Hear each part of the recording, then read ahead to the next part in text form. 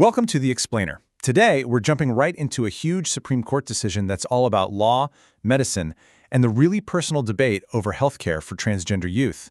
The case is United States versus Skrmetti, and believe me, it sets a major precedent for how these laws are going to be judged all over the country.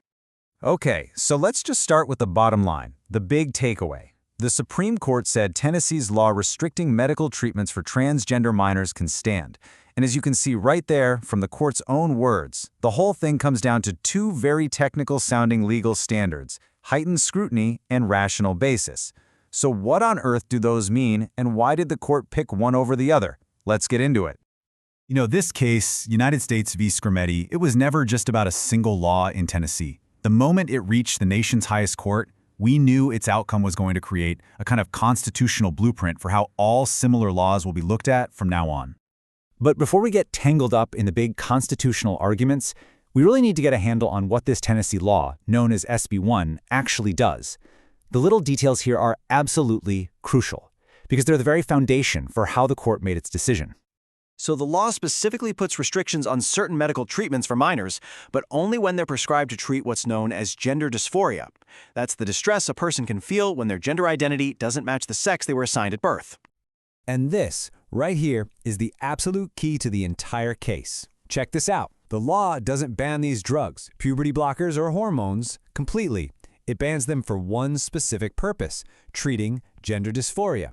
But those exact same drugs, they can still be legally prescribed to minors for other things, like precocious puberty, which is just early onset puberty.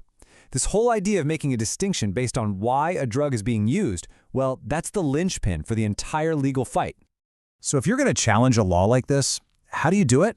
Well, the legal challenge against SB 1 was built on one of the most powerful ideas in the entire Constitution, the Equal Protection Clause of the 14th Amendment. At its heart, this clause is all about basic fairness. It asks a really simple but profound question. Is a law treating some people differently than others? And if it is there a good, legally sound reason for doing that?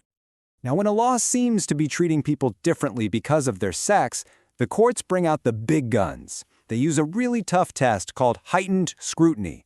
This basically puts all the pressure on the government to prove it has an incredibly important reason for the law, and that the law is perfectly tailored to do just that one thing. It's a very, very high bar to clear. For pretty much every other law, though, the standard is way, way lower. It's called rational basis review. And under this test, a law is usually fine as long as the state can come up with any plausible, rational reason for it, even if it's not the smartest or most effective policy out there. And that brings us to the million-dollar question the Supreme Court had to answer. Which test do you use for SB 1? The super tough heightened scrutiny test or the much easier rational basis test?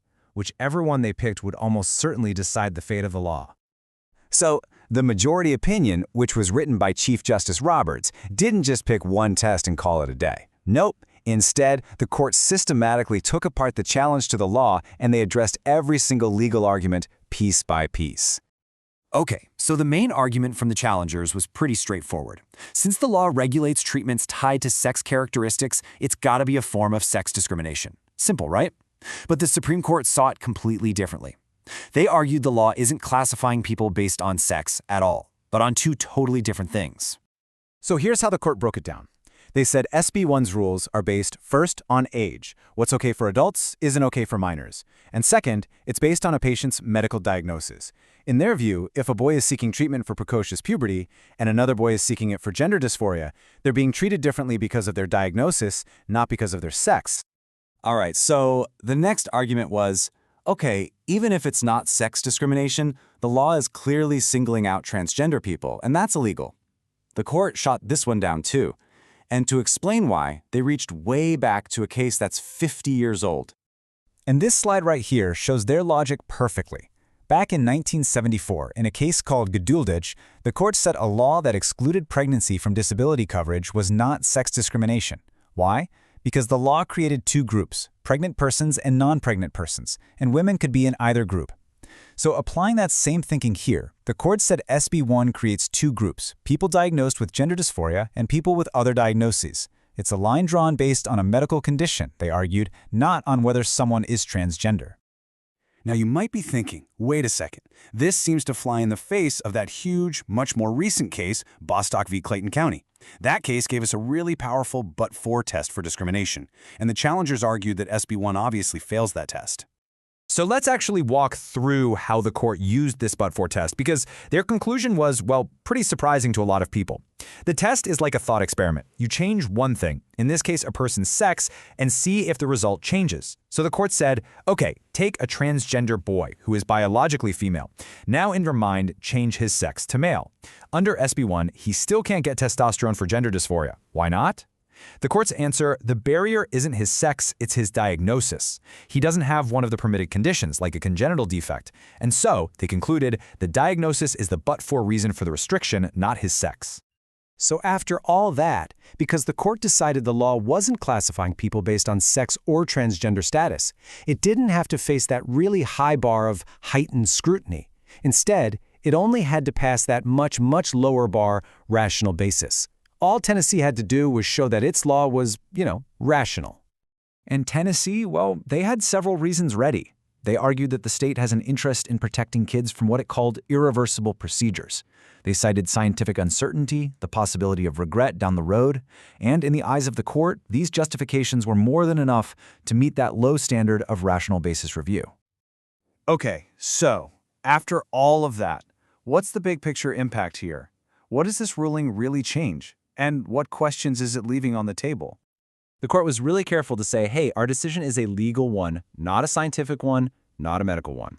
By deciding that rational basis is the standard here, they're giving states what the court itself called wide discretion in this area. So what this ruling really does is it sends this profound, incredibly personal policy debate right back to state legislatures and ultimately to the voting booth. And this last quote from the Chief Justice himself just perfectly sums up the court's view of its own job. It leaves us with this fundamental question about how our government works. Where does the court's duty to protect our constitutional rights end, and the right of the people to make their own policies, for better or for worse, begin? In one of the most complex debates of our time, the Supreme Court has now drawn its line.